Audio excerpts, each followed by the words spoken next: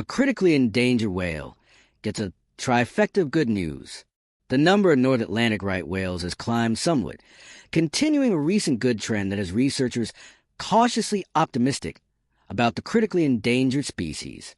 The whale population climbed to roughly 384, up from around 376 a year prior, according to figures given by the North Atlantic Right Whale Consortium on October 21st ahead of the group's annual conference. Estimates are done in retrospect. Therefore, the most recent numbers are for the 2024 population. Several whales giving birth for the first time pair with no reported deaths and less major injuries left Heather Pettis, who has researched right whales for 25 years, feeling thrilled. It's sort of the trifecta of good news for the population, which is really just encouraging and exciting to share.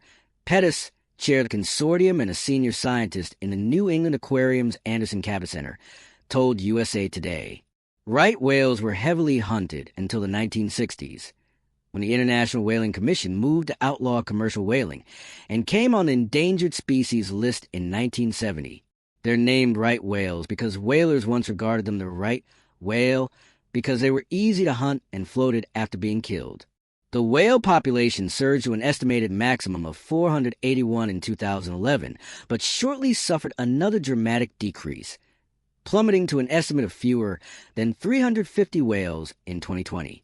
The whales are identified by unique natural markings and classified in a collection the institution maintains of more than 2 million photos dating back to 1935. Even with the recent upswing, Pettis said strong protection measures are still needed in both the U.S. and Canada to guarantee the population has a chance to recuperate. Though researchers logged no right whale deaths in the previous report, entanglements and vessel strikes remain a severe hazard to the animals.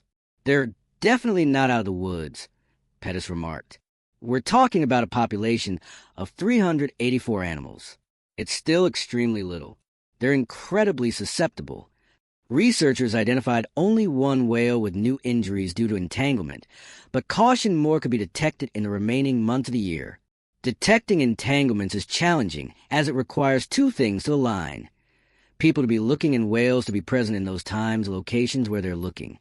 That's why it is so crucial to have sustained partnership with state, federal, and private entities to guarantee right whales are monitored throughout their range in the U.S. and Canada. Philip Hamilton, a senior scientist in the Anderson Cabot Center, said in a statement.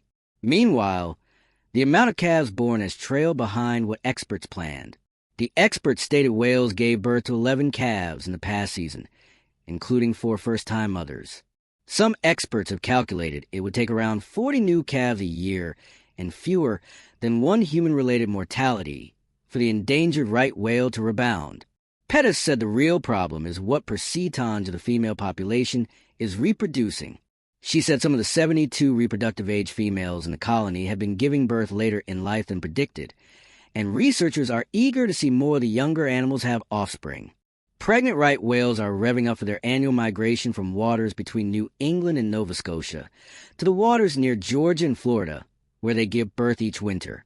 Their babies can weigh in at roughly 2,000 pounds and measure 15 feet long. Though majority of mother calf pairings are observed around the southeastern United States, this past season 2 mothers and calves were seen for the first time off New York and in Cape Cod Bay. Pettis said as climate change has warmed ocean waters, the whales have traveled into new regions to pursue their food supplies. What we always say is that it's a really resilient species, said Pettis. They know how to adapt,